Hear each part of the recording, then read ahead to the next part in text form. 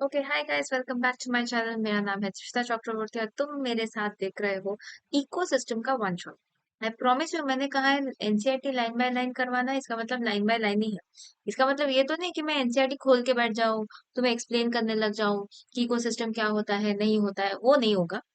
पर हाँ, यहाँ पे हर एक चीज के बारे में डिटेल में बात होगी। ठीक है। और ये नोट्स उतने ही प्रिसाइज है जितनी प्रिसाइज से तुम्हें पूरी एनसीईआरटी याद आएगी।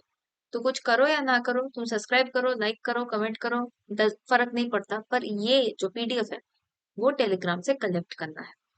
लिंक कहाँ मिलेगा? लिंक डिस्क्रिप्शन में मिलेगा। मेरे टेलीग्राम का लिंक जो है वो डिस्क्रिप्शन में मिल जाएगा। जाओ।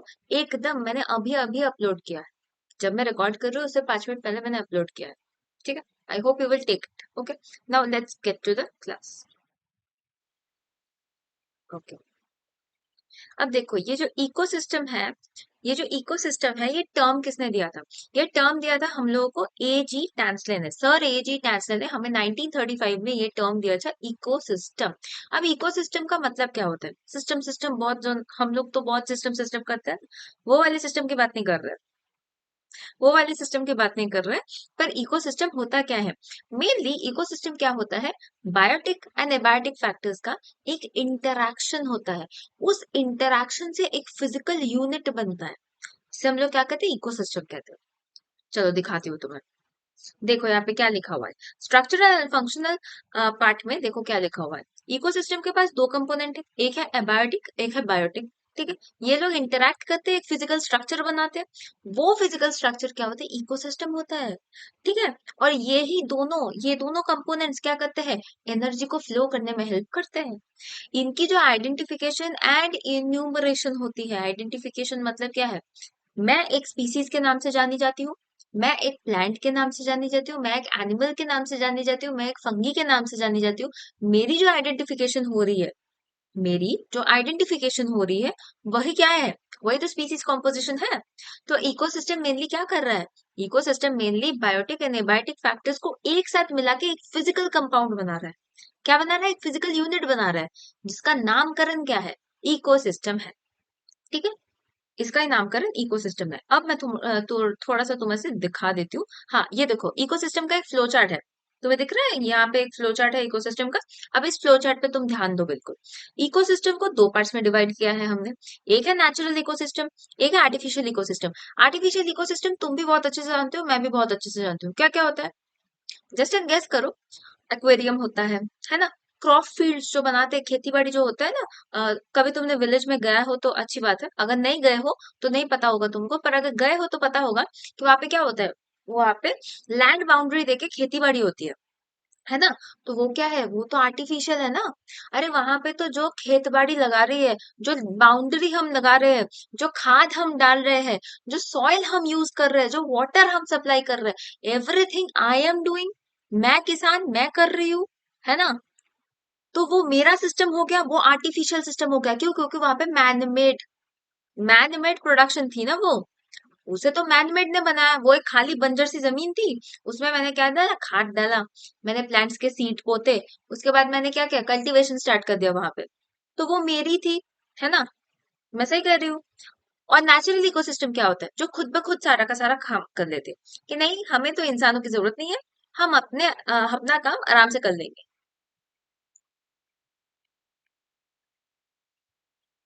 उसे हम कहते हैं नेचुरल इकोसिस्टम। नेचुरल के दो पार्ट्स होते हैं, एक होता है टेरेस्ट्रियल, एक होता है एक्वाटिक। सिंपल सी बात है। ऐसा तो नहीं है कि इकोसिस्टम एक्वाटिक में नहीं रह रहा है। वहां पे भी होता है ना, aquatic plants, aquatic animals, everything is there, है ना? तो टेरेस्ट्रियल होता है। देखो, टेरेस्ट्रियल को हम लोग अगर तीन पार्ट्स में डिवाइड करें, हमें तीन पार्ट्स मिलते हैं। मिलता है फॉरेस्ट, दूसरा मिलता है ग्रासलैंड, तीसरा मिलता है डेजर्ट। ठीक है। और हमें एक्वाटिक में क्या मिलता है? एक्वाटिक में हमें मिलता है fresh water and saline water. ठीक है। अब तो तुम बोलोगे दीदी इसमें क्या डिफरेंस है? फ्रेश वाटर क्या होता है? इसमें तुम्हें ज्यादा सॉल्ट कॉम्पोजिशन नहीं मिलता है। ठीक है। तो यहाँ पे कौन से ऑर्गेनिजम्स रहते हैं? जैसे कि ऑर्गेनिज्म बोल रही हूँ, यहाँ पे कौन सी बॉडीज रहती है? जैसे कि पॉन्ड रहती है, लेक रहती है, और क्या रहता है? स्ट्रीम्स रहती है ना। और सलाइन वाटर में क्या क्या रहते हैं, वेटलैंड रहती है, एस्चुअरीज रहती है, मराइन रहती है। मराइन का मतलब ओशन से पकड़ लो तुम, ओशंस में सॉल्ट कॉम्पोजिशन ज्यादा होता है ना, तो वो सलाइन वाटर हो गया। और पॉन्ड में, पॉन्ड का पानी एक बार उठा के देखना, थोड़ा सा टेस्ट करके देखना, ज्यादा नहीं, अनहाइजीनिक है, ठीक है, थोड़ा सा टेस्ट करके देखना, ज्यादा सॉल्ट कॉम्पोजिशन लगता है क्या, नहीं लगता है, तो वो क्या हो गया, वो फ्रेश वाटर हो गया। I am making you understand the basic of ecosystem, क्योंकि अगर बेसिक पता होगा तो आराम से लिख के आ जाओगे, ठीक है। Okay fine. अच्छा, ये तो मैंने बता दिया तुमको स्पेशल कॉम्पोजिशन। अब मैं बता रही हूँ कॉम्पोनेंट्स ऑफ द इकोसिस्टम। तो इकोसिस्टम में क्या क्या कॉम्पोनेंट्स होता है, कंपोनेंट्स में हम दो पार्ट्स को डिवाइड कर रहे हैं, मैंने पहले ही कहा दो पार्ट्स होते हैं, एक होता है अबायोटिक, एक होता है बायोटिक, ठीक है। अब क्या होता है देखो, अबायोटिक में प्रोड्यूसर्स भी आते हैं, कंज्यूमर्स भी आते हैं। अब तुम बोलोगे दीदी प्रोड्यूसर कौन है, तुम्हें भी पता है, मुझे भी पता है, जो सनलाइट से, क्लोरोफिल की मदद से फोटोसिंथेसिस करते हुए अपना खाना बनाते हैं, उन्हें हम प्रोड्यूसर कहते हैं। और कंज्यूमर कौन होते हैं, जो प्रोड्यूसर पे फीड करते हैं, उसे कंज्यूमर कहा जाता है। प्रोड्यूसर्स के दो टाइप होते हैं, आई रिपीट, प्रोड्यूसर्स के दो टाइप होते हैं, एक होते हैं फोटो ऑटोट्रॉफ्स, जो सनलाइट की मदद से खाना बना रहे हैं, और केमो ऑटोट्रॉफ्स, जो केमिकल की मदद से खाना बना रहे हैं। फिर कंज्यूमर्स कौन कौन होते हैं, प्राइमरी, सेकेंडरी, टर्शियरी। ये तो बहुत इजी पार्ट है। प्राइमरी कौन होते हैं, जो ऑलमोस्ट घास फूस खाते हैं। सेकेंडरी कौन होता है, जो उन पे फीड करते हैं। और टर्शियरी कौन होता है, जो सेकेंडरी पे फीड करता है ना। तो पहला प्राइमरी है जो हार्बीवोरस होता है, बाकी सारे तो क्या होते हैं, ओमनीवोरस होते हैं या तो कार्निवोरस होते हैं। टर्शियरी वाले कार्निवोरस होते हैं, सेकेंडरी वाले क्या होते हैं, ओमनीवोरस होते हैं, है ना। और एबायोटिक में कौन आ रहा है, एयर, वाटर, सॉइल रेडिए sorry solar radiation, temperature, soil, everything everything, जो हमारी जी जान नहीं होती है जिसमें, ठीक है, वो होता है अबायोटिक फैक्टर। समझ गए? Okay, समझ गए। अब देखो मैं दिखाती हूँ तुमको पॉन्ड इकोसिस्टम। पॉन्ड इकोसिस्टम का एक बहुत बड़ा पैरा तुम्हारी एनसीईआरटी में दिया हुआ है, तुम वो वाला पैरा खोल के बैठो और मेरी बात सुनो, ठीक है। ये सेम, ये जो फ्लो चार्ट है इसको देखते रहो और उसको भी देखते रहो। पॉन्ड इकोसिस्टम होता है सेल्फ सस्टेनेबल, यानी कि तुम ह्यूमंस को कहते हो ना जीना, तुम्हारी जरूरत हमें नहीं है, हम अपना खाना खुद बना लेंगे, है ना, यही तो कहते हैं हम, ठीक है। तो पॉन्ड इकोसिस्टम को दो पार्ट्स में डिवाइड कर रही हूँ मैं, एक कर रही हूँ बायोटिक, एक कर रही हूँ एबायोटिक, ठीक है। अब बायोटिक वाला क्या होता है, बायोटिक में तुम्हें प्रोड्यूसर्स मिलेंगे, कंज्यूमर्स मिलेंगे, डिकम्पोजर्स मिलेंगे।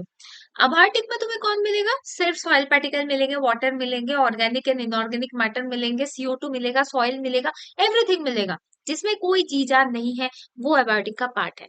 इतने में तो समझ ही चुके हो तुम लोग, है ना।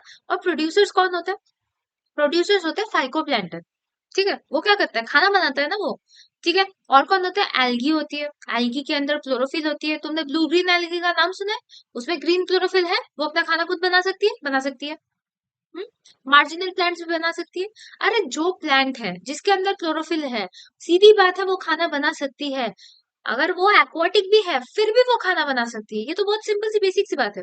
हाँ, इसके बाद कंज्यूमर्स में आ रहे हैं, वहां पे कौन है, जू plankton, free swimming bottom swelling bodies, fish bodies, है ना, ये सब है।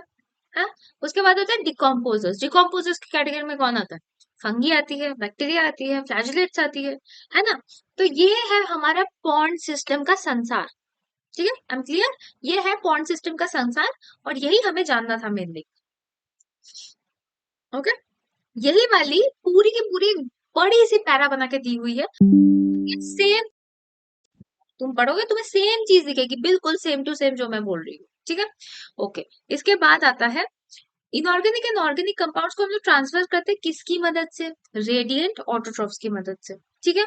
और हेटेरोट्रॉफ्स कंज्यूम्स ऑटोट्रॉफ्स, ये बात हमें बिल्कुल पता है, मैंने कुछ देर पहले ही तुम्हें बताई कि हेटेरोट्रॉफ्स क्या करते हैं, ऑटोट्रॉफ्स को कंज्यूम करते हैं, ठीक है। और डिकम्पोजर्स क्या करते हैं, डिकम्पोज करते हैं डेड ऑर्गेनिक मटेरियल्स को।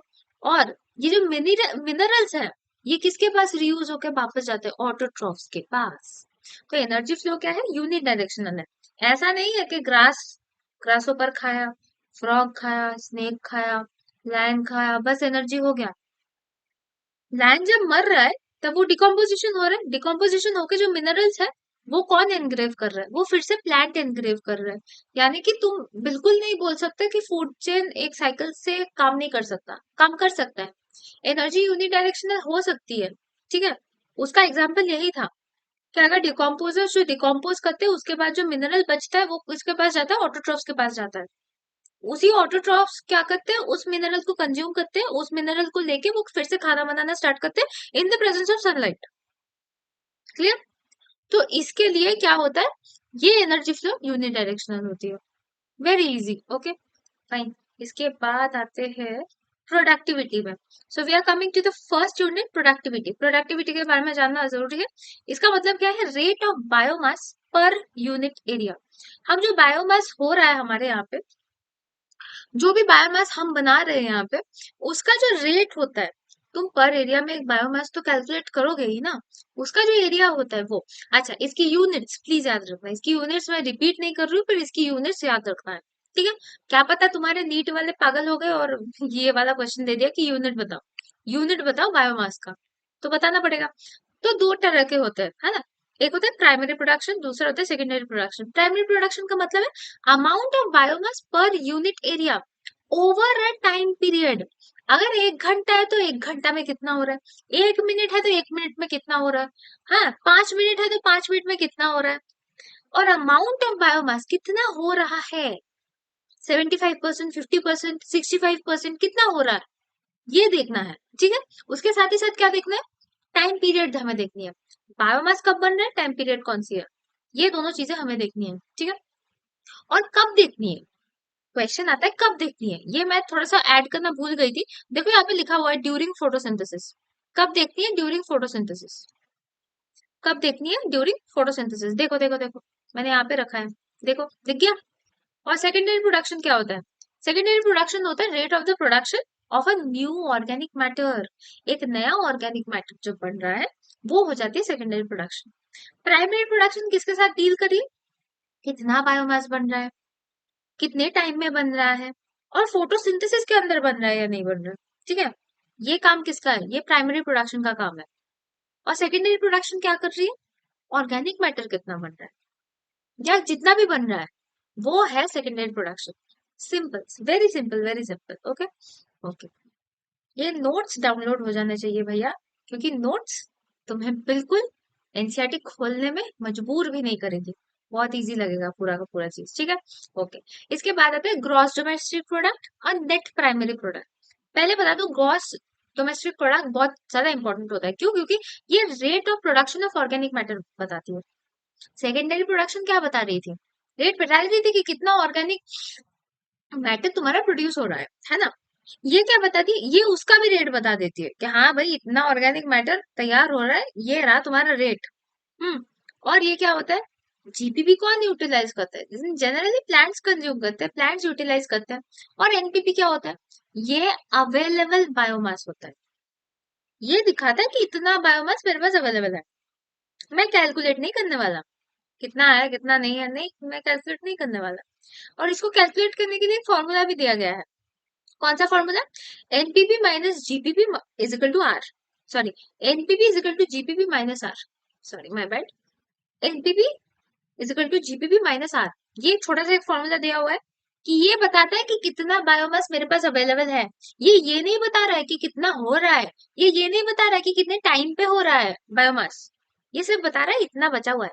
जैसे कि बैंक बैलेंस, बैंक बैलेंस हमें क्या बताता है, इतना बचा हुआ है भाई, तू भरेगी नहीं भरेगी, कैलकुलेट करेगी नहीं करेगी तेरी बात है ना। वैसे ही है एनपीपी। हाँ, तो ये क्या करती है, ये सिंपली तुम्हारे बायोमास को, जो तुम्हारा बायोमास है उस बायोमास को क्या करती है, बता देती है कि हाँ मेरे पास इतना है। अब तेरे को कैलकुलेट करना है, ऐड करना है, सब्सट्रैक्ट करना है, वो तो जीपीपी की मदद से कर ले। ठीक है? हो गया। और ये कौन यूटिलाइज करता है, ये हेटरोट्रॉफ्स यूटिलाइज करते हैं। वो कौन कर रहा था, प्रोड्यूसर कर रहा था, ये कौन कर रहा है, हेटरोट्रॉफ कर रहा है। डिफरेंस तो ऐसे ही याद हो जा रहा है, आई थिंक तुम्हें याद हो जा रहा है अगर तुम वीडियो देख रहे हो। अब देखो, कौन सी फैक्टर्स होती है जो प्राइमरी प्रोडक्शन को अफेक्ट करती है। आई रिपीट, कौन सी ऐसी प्रोडक्शन, आई मीन कौन सी ऐसी फैक्टर्स होती है जो प्राइमरी प्रोडक्शन को मतलब अफेक्ट करती है। जैसे कि सनलाइट, सनलाइट नहीं होगा खाना ही प्रोडक्शन नहीं होगा। अरे भाई प्रोड्यूसर्स कैसे खाना बनाएंगे अगर सनलाइट नहीं होगा। मुझे एक्स्ट्रा लाइट देना पड़ रहा है मेरे लैपटॉप के सामने बिकॉज मेरा लैपटॉप, मेरा जो स्क्रीन है, मेरा जो लाइट है वो आ नहीं रहा सही से। हाँ, अच्छा, तो मेरा जो सनलाइट है वो क्या करता है, हाई प्रोडक्टिविटी में रिजल्ट करता है, ठीक है। टेम्परेचर जो है मेरा क्या करता है, रेगुलेट करता है एक्टिविटी ऑफ द एंजाइम। क्या रेगुलेट करता है, एक्टिविटी ऑफ द एंजाइम को रेगुलेट करता है। अच्छा, मॉइस्चर क्या है, हमें बारिश की जरूरत पड़ती है। बारिश अगर नहीं होगी, ह्यूमिडिटी नहीं होगी, प्लांट्स बढ़ेगा भी नहीं। सिंपल सी चीज बताओ, अगर बारिश नहीं होगी, कल तो अगर बारिश नहीं हुई तो कितना पानी ऐसे सप्लाई करोगे, बारिश होगी तब ना जाके तुम्हारी प्रोडक्टिविटी बढ़ेगी। तो बारिश नहीं होगी तो नहीं बढ़ेगी, तो मॉइस्चर रेन इज नीडेड, है ना।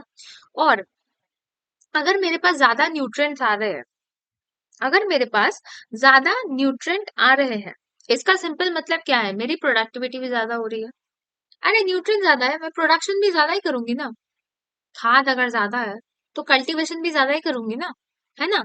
तो इसके बाद देखो यहाँ पे एक बहुत इंपॉर्टेंट डेटा दिया हुआ है, ये एनसीईआरटी का डेटा है, इसे याद रखना है, ये वाला पार्ट, हाँ, ये वाला पार्ट याद रखना है। क्या बोला है कि नेट प्राइमरी प्रोडक्टिविटी, क्या बोला है, net primary productivity of the whole biosphere. क्या बोला है, net primary productivity of the whole biosphere कितना है, 170 मिलियन टन है। कितना, 170 मिलियन टन, यानी कि इतना ड्राई वेस्ट एक नेट प्राइमरी प्रोडक्टिविटी में आ रहा है, ठीक है। और उसके बाद क्या आ रहा है, 70% सरफेस जो है वो क्या करता है, ओशियंस होता है, जिसमें 55 million ton, sorry billion ton हमें मिलते हैं।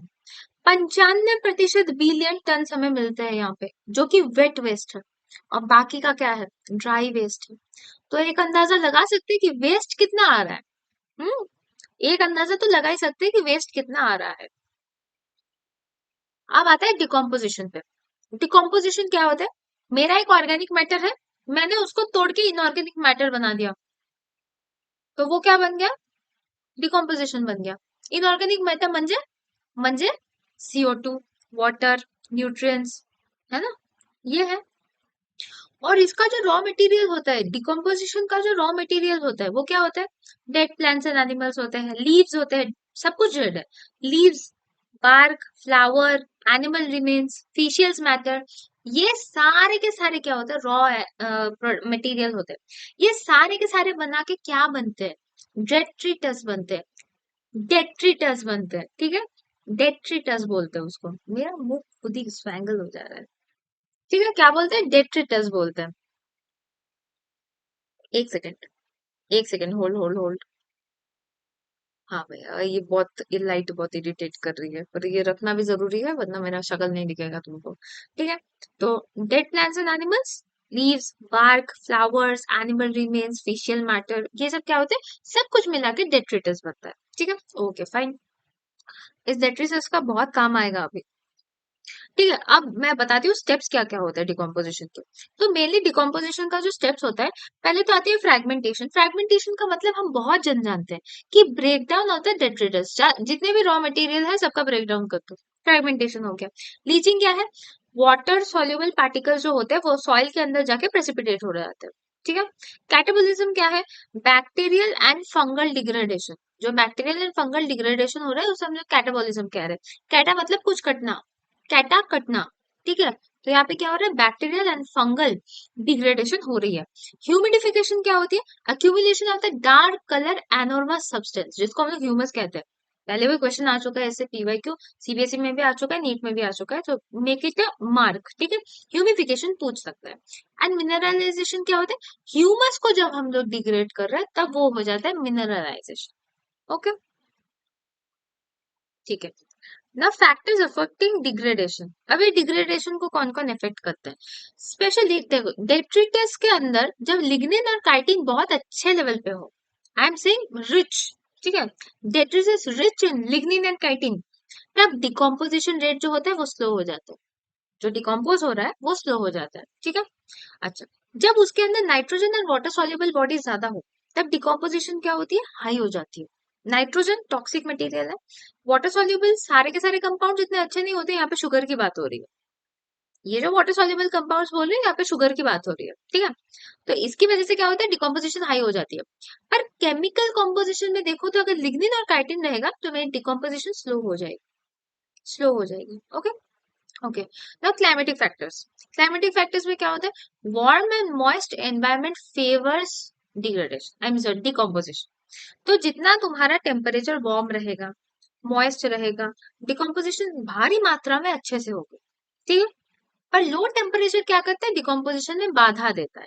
क्या देता है, बाधा। उसको लिखा है इनहिबिट डिकम्पोजिशन, ठीक है। बहुत ही सिंपल सिंपल पेजेस में मैंने लिख के रखा है, तो आई डोंट थिंक कि तुम्हें समझ नहीं आएगा, कुछ भी समझना समझने वाली तो बात ही नहीं है यहाँ पे, ठीक है। फिर आता है जीएफआर और आता है डीएफसी, ठीक है। अब जीएफआर डीएफसी के बारे में थोड़ा सा बात करते हैं। जीएफआर में क्या होता है, अक्वाटिक इकोसिस्टम मेजर कंडुइट होता है, ठीक है। और डीएफसी में क्या होता है, टेरेस्ट्रियल इकोसिस्टम। अब अजीब सी बात तो नहीं है, बहुत सी जेन्युइन बात है कि डीएफसी का मतलब क्या है, यहाँ पे डेट्रिटस आ रहा है। डेट्रिटस का मतलब क्या है, ये तो डिकम्पोजर्स के साथ डील करेगा ना, तो इसका तो टेरेस्ट्रियल इकोसिस्टम में मैक्सिमम कंडुइट होगा। और ये क्या है, ग्रॉस डोमेट ग्रॉस बोल रही हूँ मैं, हाँ सॉरी, कहाँ पे थी, हाँ जीएफआर में। तो देखो जीएफआर में क्या हो रहा है, जीएफआर में सोचो मेरे पास एक्वाटिक इकोसिस्टम है, और हो ही सकता है वहां पे भी क्या प्रोड्यूसर्स नहीं रहते, वहां पे ऑब्वियसली प्रोड्यूसर्स रहते हैं। यहाँ का एक एग्जाम्पल भी मैंने तुम्हें दिया है, ग्रास दिया है, रैबिट दिया है, लायन दिया है। क्या हो रहा है, ग्रास क्या है, प्रोड्यूसर है। यहाँ पे क्या दिया है, डेड लीव्स दिया है, वुड लीव्स दिया है, ब्लैक बर्ड दिया है। डेड लीव्स क्या है, डेड है, दैट्स इट। इसी की वजह से ये दोनों पॉइंट्स, पहले पहले दोनों पॉइंट्स जो ब्लैक कलर से मैंने लिख के रखा है, इसे याद रखना है। इससे तुम लॉजिक ढूंढ लो या तुम ऐसे ही याद रखो, इसे याद रखना पड़ेगा, ठीक है। उसके बाद आती है energy comes from the sun. GFR में क्या होता है, जो भी मेरी एनर्जी आती है सन से आती है, तब जाके ऑटोट्रॉफ्स खाना बना पाएंगे, ठीक है। पर डीएफसी में क्या होता है, जो भी आता है डेड ऑर्गेनिक मैटर से आता है। डेड मैटर जो होता है वो ऑर्गेनिक हो जाता है ना, तो ये ऑर्गेनिक मैटर से एनर्जी आती है, ठीक है। फिर क्या होता है, फिर जीएफआर में क्या होता है, स्टार्ट होता है ग्रीन प्लांट से। और यहाँ पे कहाँ से स्टार्ट हो रहा है, ऑर्गेनिक मैटर से, या तो बोल सकते हो डेड मैटर से, ठीक है। अब GFR and DFC is very clear to you all, I hope you have no doubt about it. अच्छा, इसके बाद आता है एक छोटा सा टॉपिक जिसका नाम है फोटोसिंथेसिस एक्टिव रेडिएशन। ये क्या बोलता है, ये 50% हमारे प्लांट्स में होता है। प्लांट क्या करते हैं, 10% लॉ अगर तुम लोग जानते हो, मैं थोड़ा सा दिखा दूं 10% लॉ कहाँ पे है। हाँ, ये रहा तुम्हारा 10% लॉ। देखो 10% लॉ में क्या होता है, 10% एनर्जी ट्रांसफर होता है।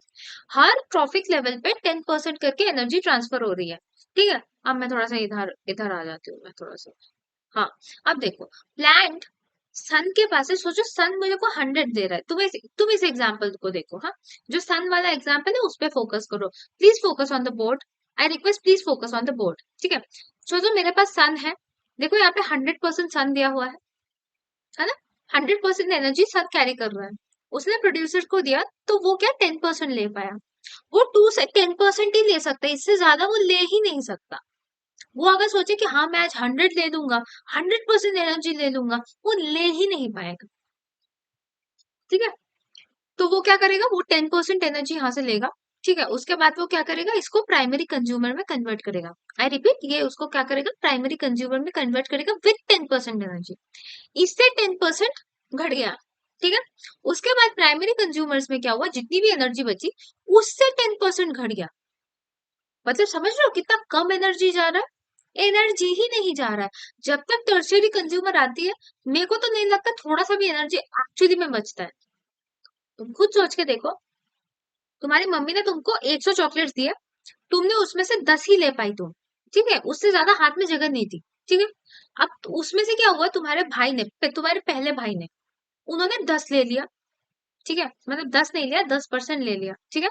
उसके बाद क्या हुआ, सेकंड तुम्हारी जो बहन है, उसने भी क्या किया, 10 ले लिया, 10% ले लिया। फिर जो थर्ड बहन है, उसने भी 10% ले लिया। अब तुम्हारे पास बचा क्या, नथिंग। देख उसने भी जो लिया वो भी इनएडिक्वेट हो गया। मेनली उस पे फोकस करते, तुम्हारी तीसरी बहन पे फोकस करते। तीसरी बहन क्या हो गई, तीसरी बहन के पास तो एनर्जी बचने के लायक ही नहीं हुई। तो क्या मैं बोल सकती हूँ कि टर्शियरी कंज्यूमर्स जो है उनके पास इनएडिक्वेट लेवल ऑफ एनर्जी पहुंचती है। ऑब्वियस सी बात है, यही तो फोटोसिंथेसिस एक्टिव रेडिएशन कहता है। अब देखो नीट में कैसा क्वेश्चन आएगा, तुम्हें दे देगा कि मेरे पास 100 नहीं 1100 ml है, ठीक है, 1100 मिलीमीटर मेरे को मिला प्रोड्यूसर से। अब तुम बताओ मेरे को टर्शियरी में कितना मिलेगा। अब तुम इक्वेशन ड्रॉ करो, प्रोड्यूसर से 10% गया प्राइमरी कंज्यूमर पे, वहां से 10% गया सेकेंडरी में, वहां से 10% गया टर्शियरी में। तब जाके तुम्हें पता चलेगा कि कितनी एनर्जी आ रही है। तो क्वेश्चन इस प्रकार बनता है। This is important topic. Okay, उसके बाद आते हैं नेक्स्ट टॉपिक पे, ट्रॉफिक लेवल। अब देखो ट्रॉफिक लेवल में मुझे अलग से तुम्हें बताने की जरूरत नहीं है कि ट्रॉफिक लेवल क्या है। ट्रॉफिक लेवल का मतलब है हर एक इको मतलब हर एक बायोटिक सिस्टम का, हर एक बायोटिक ऑर्गेनिजम्स की खुद की एक एनर्जी लेवल होती है। मैं तो एनर्जी लेवल के बारे में बात कर रही थी ना 2 मिनट पहले। क्या बात किया मैंने? मैंने बोला 10% लॉ। वहां पे क्या हो रहा था, एक एक ट्रॉफिक लेवल पे 10% एनर्जी पास हो रही थी। अच्छे से अगर पिरामिड में देखो तो सबसे नीचे आता है प्रोड्यूसर्स। उसके बाद प्रोड्यूसर्स कौन है, मैंने ग्रीन से क्यों किया है, क्योंकि प्रोड्यूसर्स खाना बनाते हैं। ठीक है, प्रोड्यूसर्स उनको कौन कंज्यूम कर रहा है, प्राइमरी कंज्यूमर। ये हार्बिवोरस होता है।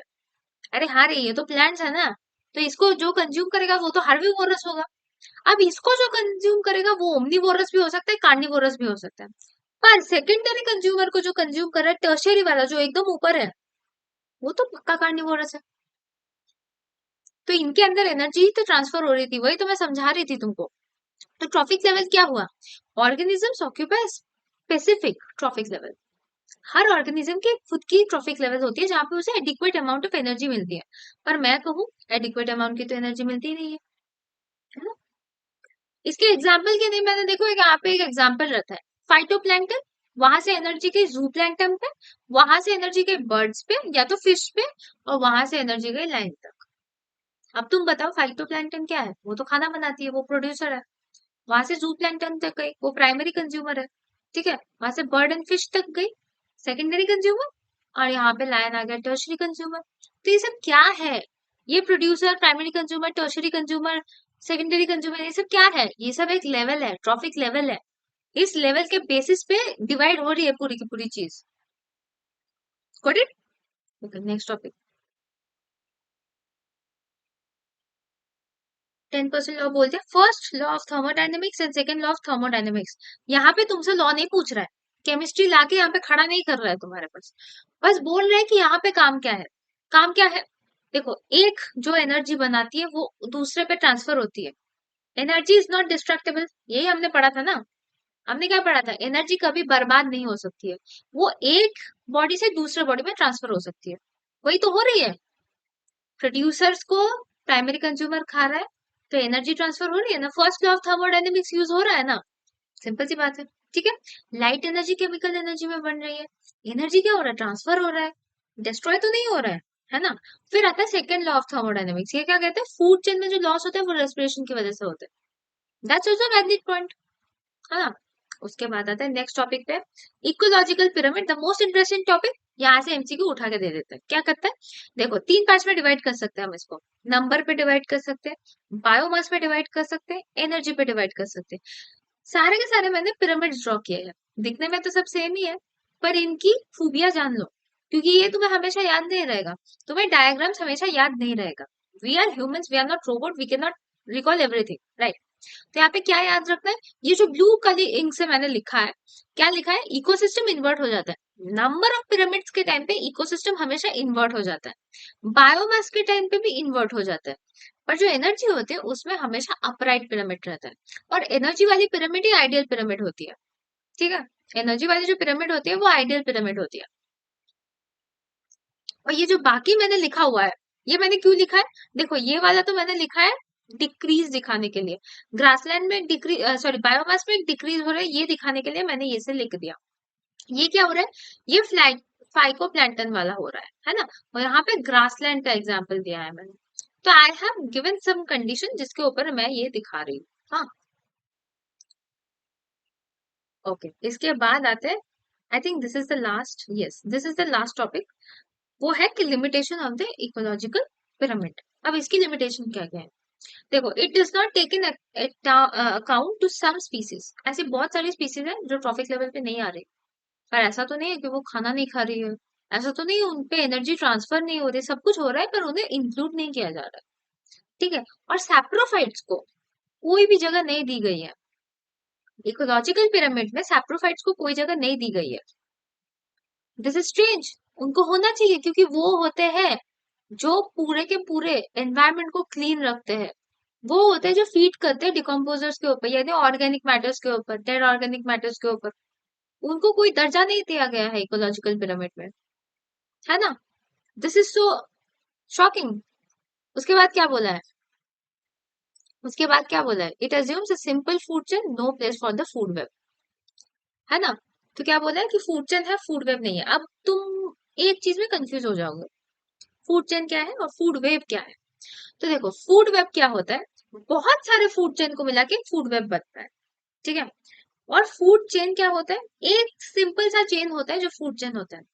सपोज ये मेरा फूड चेन है, ये भी मेरा फूड चेन है, हाँ ये तो फूड चेन है, मेरे हाथों में दिख रहा है फूड चेन। मैं जब इसे कंबाइन कर रही हूँ, मैं जब इसे कंबाइन कर रही हूँ, क्या बन रहा है, फूड वेब बन रहा है। आई रिपीट, फूड वेब बन रहा है। ये जो पेन का गुच्छा मैंने लिया, इसे बोलते हैं फूड वेब। पर जब मैं इसमें से सिंगल ले रही हूँ, ये क्या है, ये है फूड चेन, ठीक है। तो ये क्या बता रही है, ये फूड चेन बना रही है पर फूड वेब नहीं बना पा रही है। इसकी लिमिटेशन यही थी कि ये स्पेसिफिकली ठीक ठाक लेवल पे फूड वेब नहीं बना पा रही है, क्योंकि फूड वेब के अंदर तो वैरायटी होती है, वो वैरायटी तो हो नहीं रही है यहाँ पे, तो फूड वेब वो नहीं बना पा रही है। All right, we are done with ecosystem. I hope you like this whole video. Basic से पढ़ा है, बिल्कुल लर्न हो जाना चाहिए, इतने अच्छे से पढ़ा है। Now I just want you all to download this PDF from my Telegram. Telegram पे थोड़ा सा मेहनत करके टेलीग्राम पे आ जाओ, जिसका लिंक तुम्हें डिस्क्रिप्शन में मिल जाएगा, and you can join it and you can totally take it, ठीक है। पूरा का पूरा नोट्स फ्री है। ये जो नोट्स मैंने बनाए हैं, ये नोट्स मैंने ऐसे ही नहीं बनाया है, मैंने कुछ सोच के बनाया है इस नोट्स को। और ये नोट्स तुम्हारी पूरी एनसीईआरटी की रिवीजन करवाएगी। ऐसा नहीं कि तुमको फिर से खोलना पड़ेगा एनसीईआरटी बैठ के, अरे यार पढ़ते रहो पढ़ते रहो पढ़ते रहो, नहीं होगा, ये चीज नहीं होगा, इसीलिए नोट्स बनाई गई है। तो आई होप कि तुम आओ और टेलीग्राम से नोट्स रिसीव करो और नोट्स को पढ़ो। तब तक के लिए thank you, bye bye, and I hope you like the video. और अगर अच्छा लगे तो एक कमेंट करके जरूर चले जाना। All the best for your NEET exam, thank you very much.